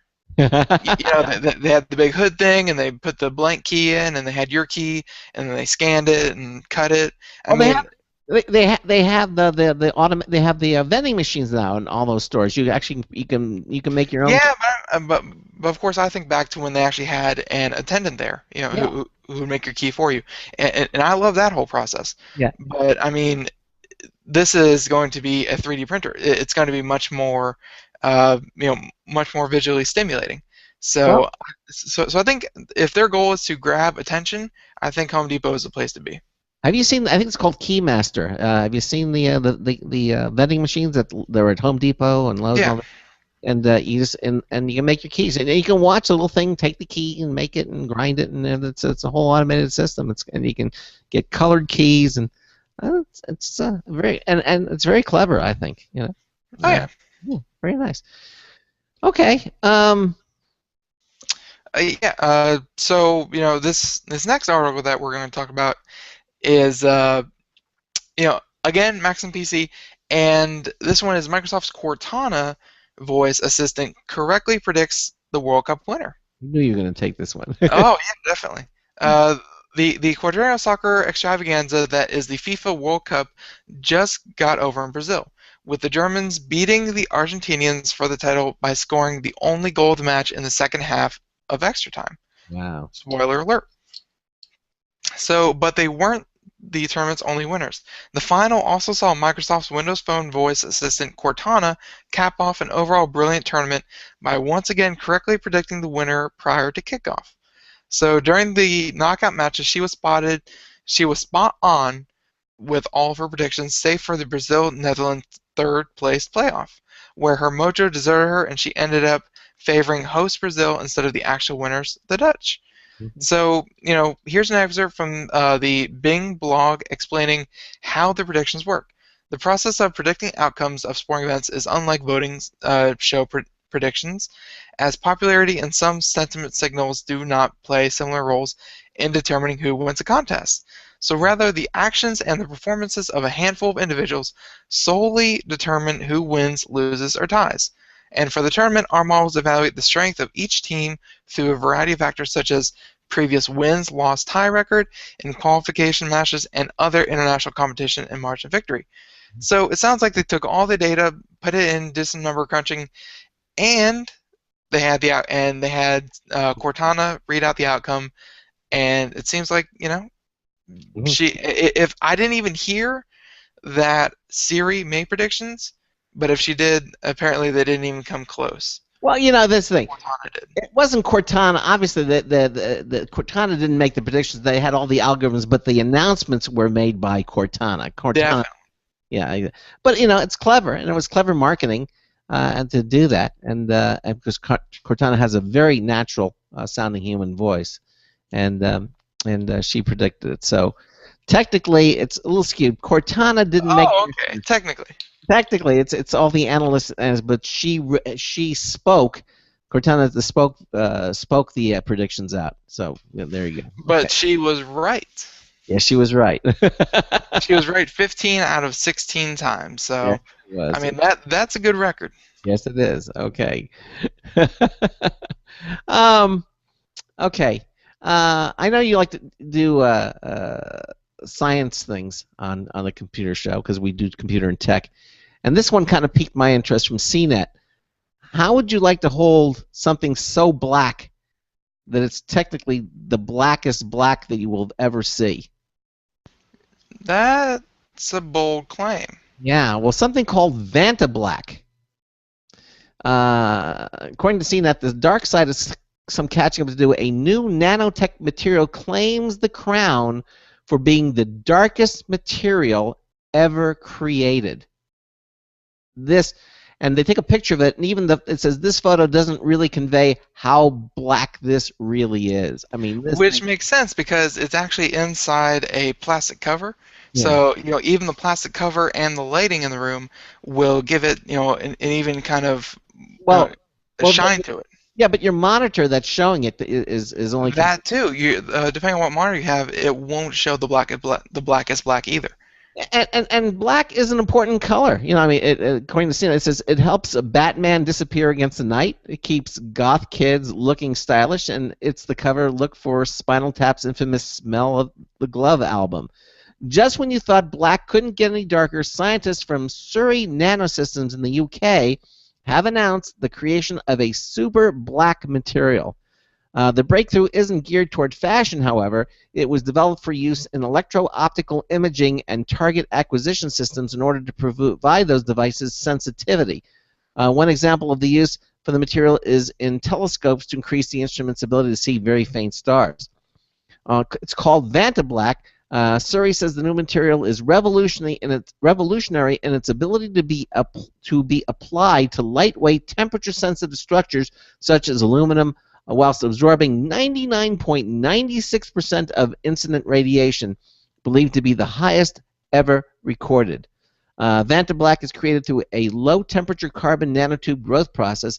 It took 2 years of development and testing to achieve success in applying the material onto aluminum structures and pyroelectric sensors, readying it for use in actual imaging systems. It can be used to coat components like optical sensors, baffles, and apertures. He says, we are now scaling up production to meet the requirements of our first customers in the defense and space sectors, and have already delivered our first orders. And as it turns out, Vantablack is the new black. It doesn't get much blacker than this, folks. I mean, this is really, yeah. I mean, just anything that is just for the space and defense sectors, that's some serious black. That is black. Although it's funny that they use nanotubes though. Yeah, I know. But there it is, the blackest black. I think Batman really uses that. Oh yeah. Yeah, of course, without saying. Hey, we got another news tips bulletin from Marty Winston coming up in this hour. It's going to be about duck electrical tape. Be right back. Stay with us. This is a special alert to all Americans who own a vehicle with less than 120,000 miles with an auto warranty about to expire or no warranty coverage at all. Due to a decline in the economy and major car companies filing for bankruptcy, Cover America Auto Care has announced revolutionary, inexpensive mechanical breakdown coverage that is now available to the general public to save consumers thousands on auto repairs. An open phone line has been established for drivers to call who own a vehicle that is less than 10 years old for a free 5-minute quote and to see if you qualify.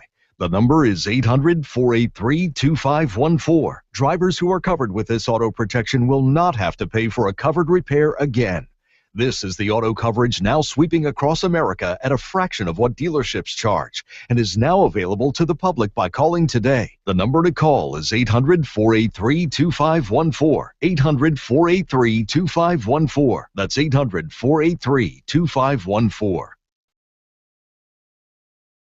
Up and up and up. Do something about it. Grab a pencil and jot down this special number. 1-866-663-MY-TV. The more cable TV rates go up, the better digital satellite TV looks. So, disable the cable and get more of your favorite channels in 100% digital quality for less money. Call 1-866-663-MY-TV right now to sign up for packages starting as low as $19.99 and up to 4 rooms. And there's no equipment to buy. That includes your free HD TV upgrade, your free DVR upgrade, and your free professional installation. And the best part, the pristine digital picture and sound. Call 1-866-663-MY-TV. So, what are you waiting for? Pull out your major credit or debit card. Call 1-866-663-MY-TV. 1-866-663-MY-TV. Disable the cable, cut costs, and get more. Call 1-866-663-MY-TV. 1-866-663-MY-TV.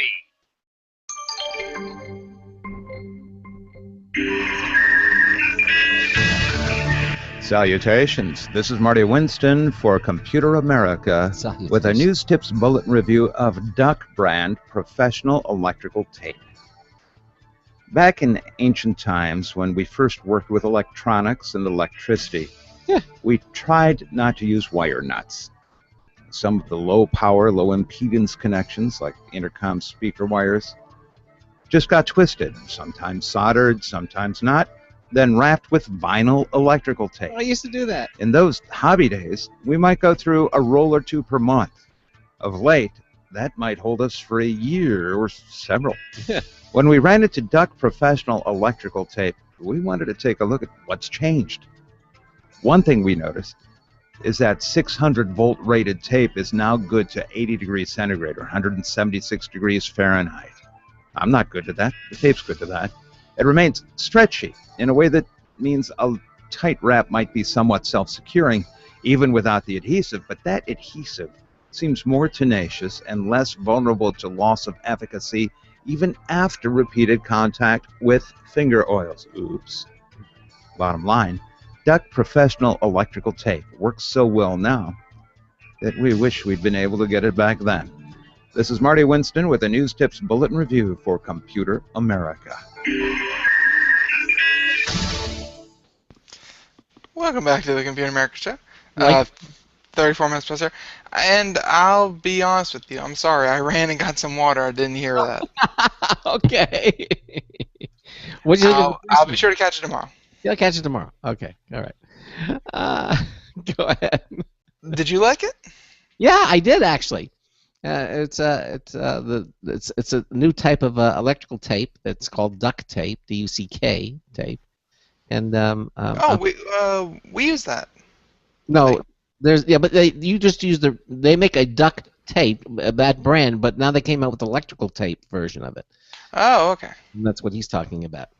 You don't, you, Okay. you don't have to use wire nuts and everything or twist it or anything. It's actually designed for electrical. I might actually pick some up. Oh, very neat. My recommendation. Okay. So Ben and I are doing Computer and Technology News, brought to you by Slimware Utilities, the official optimization software of Computer America. Is whose turn is it to do a story? Is it mine? I believe it's mine. Okay, go for it. Craig just did the story about the blacker than black material. That's right. Absorbs 99.96% of all light Yeah, that's that shines on it. So very, very black. very black. Yes. And yeah, so this next one, this one from Popular Science, and this is cyberbullies can't be stopped, but they could be quarantined. Yeah. So tracking when bullying happens on the internet, and and they have a statistic here saying that 25% of teens identify themselves as victims of cyberbullying, which is surprising because I figure it would actually be much, much higher. I think our threshold for what cyberbullying is actually went up because I think just about everyone is cyberbullied on the internet. Really? Especially in the youth groups. So in March, a new blog called The Vancouver Tattler popped up on Tumblr. And reportedly inspired by TV's Gossip Girls, it was built as a tool for teens to exact revenge on one another. The blogger posted pictures of teens defaced with scribbles on their face, gossip about drug use, and even private text messages. And within a week, local authorities identified the culprit, and the blog was taken down. But the damage to reputations and psyches was undoubtedly remained. The incident and others like it prompts a decision that's now all too common. What can stop cyberbullying? So bullying is a growing trend on the web, particularly as social media and online gaming continues to grow. So take, for example, Facebook. According to a survey conducted by anti-bullying charity Ditch the Label, bullying is twice as likely to happen on Facebook than on any other site. So to help curb the problem, Facebook rolled out a bullying prevention hub last November. There, users can learn how to deal with it, report and block bullies. And once alerted to a problem, Facebook administrators might take down offending posts and warn or even remove offenders. Reddit, Instagram, Twitter, and other similar reporting systems have systems in place. So these tactics are better than nothing, but they still have a fundamental flaw. They can't stop attacks before they happen. And this spring, Microsoft took a step in that direction by introducing a reputation tracking system in Xbox Live community. So multiplayer online games such as Call of Duty and League of Legends are home to more than 1/4 of all reported bullying incidents, according to one survey. In Microsoft's system, an algorithm monitors how frequently a player is muted or blocked and assigns him a color. Green indicates a good player, yellow marks one that needs work, and red shows ones to avoid. And jerks risk losing privileges, such as the ability to broadcast gameplay, and they'll have a harder time finding people to play with in the future. So, for creeps, the system creates a self-fulfilling prophecy.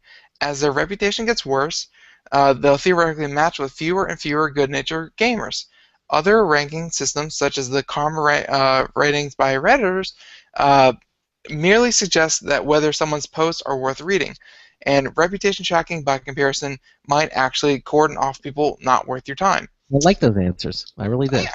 So, that being said, reputation tracking isn't a silver bullet. If companies wish to punish bad behavior or reward good, he says the incentives would need to be substantial. And beyond gaming, incentives are hard to come by. Lose touch with, there are no bonus levels or new characters to earn. What's more, bullies probably won't care if they lose touch with a part of the community. In fact, jerks are just as happy to hang out with other jerks. They may even egg each other on. Still, if the rest of us can work, play, and share in peace with the creeps out of sight, that's certainly a good start. Yeah, I go with that. I go along with that. I mean, I have firsthand experience with the Reddit one where they have karma, where if you post constructive feedback or have good comments and things like that, you'll be upvoted, and if you are inflammatory, derogatory, or anything else, you'll be downvoted, and people start picking you out really early. And especially on something like Reddit, if you're downvoted below a certain threshold, your comment won't even be shown. Like, you can still find it, but you have to do some work to actually get the comment. So you may even risk your opinion not even being visible, by a vast majority. So I think that's where I think that's the latest trend in combating cyberbully, is to, as the article said, cordon them off in their own little world, and let the rest of us just, be happy, peaceful, and have a good time. I agree with that. Hopefully, well, exactly. Okay. Evidently, according to Maximum PC, Punkit Chandra, there was a leaked screenshot of Windows 9 that shows a new start menu. Evidently, we've known about the start menu's impending comeback for over 2 months now, ever since the return of what is perhaps the most iconic Windows user interface item to have been left out of Windows 8. Was announced by Microsoft in April, and I know Mike Miller was dancing the happy dance. But there has been a lot of speculation about the time of its comeback. If some recent reports are to be believed, it's more likely to come back with the Windows 9 threshold update, less than the significant Windows 8.1 update 2.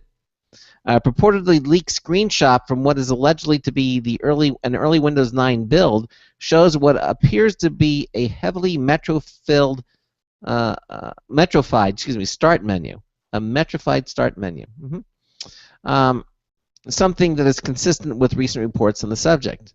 And we have an image of it here in the story, and it looks like a start menu, but to the right of it, of all the text, are the Metro images that are so common in the Windows 8 arena. Okay, although this is widely being reported as an early build of the Windows 9, the desktop watermark seen in the screenshot contains the words Windows 8.1 Pro. However, according to our friends over at Neowin, they have it from a credible source that these builds inside of Microsoft still use this branding, so this is not a big deal, that text. This build was first cited in Windows Store logs a few days back and is now rumored to be on the verge of getting leaked. Sometimes they leak things intentionally, Sometimes they do. Yes, they do. But I mean, as far as the start menu goes, it's funny that they start out with that, because that was the big holdup with Windows 8 and the whole start menu fiasco. The fact that this got leaked, as the main part of it, it's a nice blend of Windows 8 and Windows 7. I mean, Windows, you can definitely see the influence of Windows 7, and you can definitely see the influence of Windows 8, but it's not it's not just a clone of Windows 7 that they're going to make you shell, another couple $100 for. But then again, it's it's not too much like Windows 8 where you're not going to want to touch it. Yeah. It looks pretty good. Well, talking about, you mentioned shell. Let me just lead into this other story that where they're saying Microsoft reportedly expands free Windows license program to boost hardware sales. More affordable Windows tablets could be on the horizon. Here's a bit of potentially good news for Microsoft's hardware partners. Word on the web is that Microsoft may expand its free Windows license program to include tablets priced below $250. Up until now, tablets less than 9 inches qualified for the subsidized pricing, though unconfirmed reports suggest the program will cast a wider net in order to get more Windows-based tablets out in the wild. Microsoft partners already pay a reduced rate for Windows 8.1, and ever since June, they paid nothing for installing Windows 8.1 on smaller sized tablets. Giving Windows away like that reduces their cost by $10 to $15, and with some razor-thin profit margins during the day, it's been enough of an incentive to attract additional vendors into the Windows space. In addition, Digitime reports that Intel has been aggressively promoting its CPUs for mobile devices in China. The hope is that by offering its processors at cheaper prices, Intel will attract white box players to join the fold. As it stands, some 70% of white box vendors cooperating with Intel plan to release Android-based tablets in the second half of the year. However, Between the expansion of the free Windows license program and cheaper Intel CPUs, that number is set to drop to 50% in the third quarter. So just a related story. That from Paul Lilly at Maximum PC. Hmm? Yeah, no, it was related. So good catch on that. Yep. Okay. As to if it will really boost, who knows? I thought it was going to be a good story, but reading into it, I don't think I will. Just for any, it kind of caught my eye, but I'm not going to read it on the air. For anyone who's interested, I'm talking about a story where a couple of Chinese nationals drove around the Midwest in the U.S. for a couple years and actually dug up protected GMO, genetically modified organism strands of corn and actually sent it back to China, where China then reproduced it and planted it, and now they're using American GMO corn and they're growing it in China. Okay. So I thought that'd be interesting, but I think I'm going to stay away from it. So instead, I think I'll do this one about the Google Play Store. Okay. And this one, the Google Play Store, much like Apple's iTunes Store, is where you get all of your apps and things like that. Mm-hmm. And this one from Engadget, Google's Play Store is getting a big visually intensive makeover. So many would argue that the Google Play Store for Android is useful in its current form, but pretty? Not so much. However, there are now signs that it's going to be much better looking, if not necessarily more functional. Mm-hmm. Android Police has obtained a wealth of screenshots hinting at a big Play Store revamp that borrows more from a few pages of the company's new material design handbook. Extra large artwork is everywhere, and there are now a slew of icons that make it clear that what you'll be getting, such as mature content. The layout isn't perfect. There's a lot of scrolling, for example, and some of the sharing features appear to be buried in the bottom. With that said, the new storefront is billed as a work in progress with no definite release date. It wouldn't be out of the question to see a few tweaks before the store reaches your mobile device of choice. Mm. And I guess, if it's Android, that means Google Play Store. That means Google is notorious for having everything in beta. They never really come out with a final feature. I'm pretty sure Google Maps is still beta. Nah, they did finally. I remember when Gmail was in beta for a long time, but it finally came out of beta. They do eventually come out of beta. So, but I mean, at least for right now, the Google Play Store is still in beta, and they're going to revamp it. So, keep an eye out for that. I'm sure we'll let you know when that actually does come about. Okay, Google Play Store getting a big visually intensive makeover. Okay. Okay. This next story is interesting. Apple is going to be coming out with something called the Swift language. And this from Wired Magazine, why Apple's Swift language will instantly remake computer programming. For those of you who are into computer programming, evidently one of the Apple employees, Chris Latner, spent a year and a half creating a new programming language, a new way of designing, building, and running computer software, and he didn't mention it to anyone, not even his closest friends and colleagues. He started in the summer of 2010, working at night and on weekends, and by the end of the following year, he mapped out the basics of the new language. That's when he revealed his secret to the top executives at Apple, and they were impressed enough to put a few other seasoned engineers on the project. Then, after another 18 months, it became a major focus for Apple, with a huge team of developers working alongside of Latner, and that meant the new language would soon change the world of computing. Latner, you see, works for Apple, yes. The language is called Swift, and on the 2nd of June, Apple released a test version to coders outside the company, billing it as a faster and more effective means of building software apps for iPhones, iPads, and Macs. Even then, 4 years after Latner first envisioned the language, it came as a shock to all but a limited number of Apple insiders. Latner's graduate advisor at the University of Illinois helped him fashion the software that would serve as the foundation for Swift, but he was just as surprised as anyone that his former student had spent so many years building a new programming language. Apple is so tight-lipped, and Chris has drunk the Apple Kool-Aid, he said, laughing. I knew he was working on a project that dominated his time, but that's all he knew. Okay. Typically, when a new language appears like this out of nowhere, it needs years to reach a mass audience.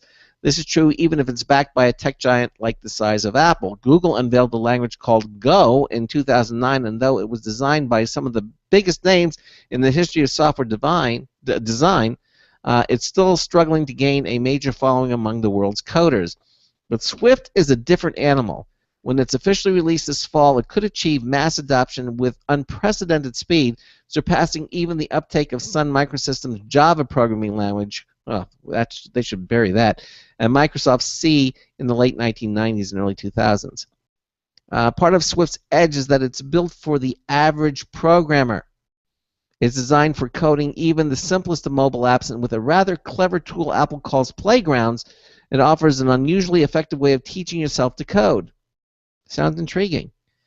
But the larger point here is that such an enormous number of programmers have an immediate reason to use Swift. Today, hundreds of thousands of developers building apps for iPhones and iPads using a language called Objective-C, and due to the immense popularity of Apple's consumer gadgets, these coders will keep building such apps. But Swift is a significant an improvement over Objective-C in many respects, and this means the already enormous community of iPhone and iPad developers are sure to embrace the new language in the months to come. So there you go, a new language coming over from Apple.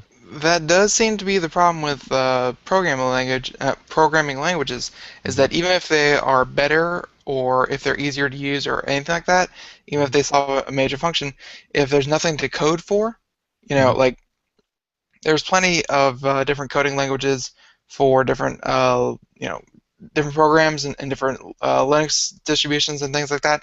But if you don't have a platform to use it on, I mean, no one's really going to want to use it. But I mean, when they say Apple Apple themselves are embracing it, and it's going to be much, much easier to code on many, many Apple devices and make apps using this language. I mean, if you're thinking about learning how to code, it sounds like Swift might be a good one to start with. Yeah, you might even see it. You're going your last year of computer science. You might actually see this in your university. I doubt I'll see it, but I mean, technology has a way of developing, but the coursework for computer science tends to lag a little bit. Mm-hmm. Okay. All right. So does. Yeah. So that's very cool though that they're coming out with their own programming language. Swift. Mm-hmm. Swift. So okay, and how about this one? This one is blending robotics and humanities once again. So this one from Engadget, the big picture: a robot writing the Torah in longhand. Gosh. Okay. All right. I don't know when the robot was had their bar mitzvah, but I'm sure it was a joyous and well sequenced occasion. So this one again from Engadget: a robot arm in the Berlin Jewish Museum is hard at work, carefully inking thousands of Hebrew letters on an 80-meter, 260-foot scroll. In about 3 months, it will have transcribed the entire Torah, quote unquote, by hand, a process that normally takes Jewish scribes about a year. Wow. The robot's penmanship is delicate and exact, but its work is merely an exhibit. The completed work won't be considered holy. What? Here we go. There's a quote here. In order for the Torah to be holy, it has to be written with a goose feather on parchment. Explains that the rabbi they have here. The process has to be filled with meaning, and I'm saying prayers while I'm writing it. And the robot are part of the creation of the world, a new exhibit at the museum that highlights the significance of Hebrew handwriting. So, they have the rabbi on hand to show patrons how the Torah is written traditionally and to explain the religious significance of the process. The human element will only be on site until August 3rd, but his robotic companion will be writing Hebrew scriptures until January of next year. I can't. They got this amazing technology. I'm looking at the lettering; it's beautiful. It's flawless. And it's written with it's a pen, and this is not a traditional inkjet printer or something. It looks like it's a pen as a stylus, and it's writing, and doing this amazing technology. And they're saying, but they're saying it won't be considered holy. In other words, that you will never see this in a synagogue. Yeah. Well, they always have the Torah up on the, and I don't know if you've ever been to a synagogue, Ben, but they have the Torah on display, right there, on where They have everybody. a display, and then when during prayer, they take it out and everything. And Yes, exactly. And this evidently will not be read because it's not considered holy, because a machine wrote it. even if it's not holy, I mean, I take a copy of it. It's very, very well written. It's beautiful, all this stuff written by, and just the fact that it's written by a robot, blending that, the human tradition, religious side of it, blending it with robotics. Very cool. I have a question. Does that mean the monogram oven that we saw from GE and then its kosher mode won't be considered kosher? You can't if you eat it. It won't be kosher. No, Sabbath mode. Sabbath mode, but it won't be considered Sabbath because it's a machine that did it. No, because I actually saw a special about that. There are so many ways that that Jewish people actually went about making sure they can still do things on the Sabbath. Like you can't even flip a switch, but No, they have you can't flip a switch, you can't push a button, you can't do anything like that. But they have timers. Yeah, they have timers. They have little things that you kind of put one way, put another way, and it'll turn lights on for you. I mean, it's just a way to get around it, but you're still doing everything you want to do. It's not considered holy. Yeah. But I mean, yeah, it's a robot writing the Torah longhand. It's and I thought that was just kind of interesting. I do. I think it was amazing. Yeah, exactly. So I guess what we're driving at here is Robo Rabbi not coming to a synagogue near you. Robo Rabbi, okay.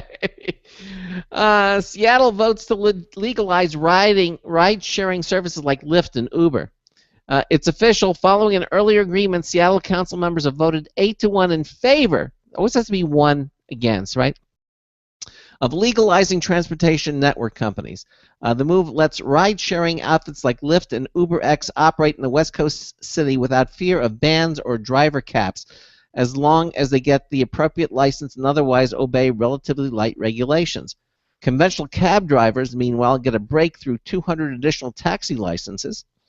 The council expected to take a second look at ride-sharing during its next legislative session to see if there's a need for stricter requirements. But for now, though, you shouldn't have any trouble hailing a private driver in Washington State's biggest burg. So there it is, Lyft and Uber.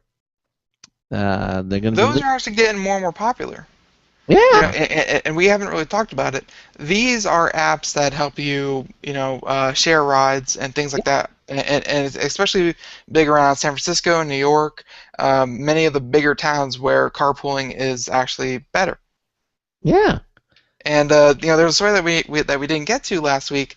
It was a story pertaining to a gentleman who picked up a couple of people who were using the app Lyft, and he then spent 35 minutes in a high-speed car chase running from the cops. Oh, gee. With the people in the back seat. So and unfortunately we didn't get to that, but that happened. But yeah, there's legislation out there to ban apps like this because they think taxis, it's infringing on the taxis' business. Yeah. But I think even with that, they're still out there. They're still going, and might be something to check out if you're big into carpooling and riding with strangers. By the way, as I said in the stories, that the cabbies that might complain, well, they do get a break because they get a 200 additional taxi licenses issued. So that there you go. 200 more taxi cabs on the street can be put, because they regulate those licenses like gold. Oh yeah. They cost a fortune. Oh, yeah. Fort in the chat room wants to know if robots are kosher. 90 seconds. Robo Rabbi. I like that. All right. Only if they have their. No, I'm not gonna say that. Okay. No, this is a family program. Yes, he lost his nerve, and thank goodness he did. Coming up tomorrow. I was gonna say something about wire nuts, but we'll leave that for later. Tomorrow night we're gonna have Pop Zara. Nathan Evans is gonna be on the show with us for both hours. 60 seconds. We're going to talk about things like emoticon contagion from Facebook. Wow. And there's a new website, How It Was Done. We'll talk about that too. And also, we'll get some movies in there. Transformers versus Planet of the Apes. Hey, we're kind of all over the road with Nathan. He's the managing editor for PopZera.com, and he's now a Computer America correspondent. He's going to be on with us for both hours of tomorrow night's show. It's going to be a lot of fun. Make sure that you don't miss that. Ben, you won't miss it, right? Oh, no. Okay. I'll probably be here. So until tomorrow night, this is Craig Crossman hoping that your hard disk never becomes floppy. 10 seconds. We'll see you tomorrow night. Good night, everyone.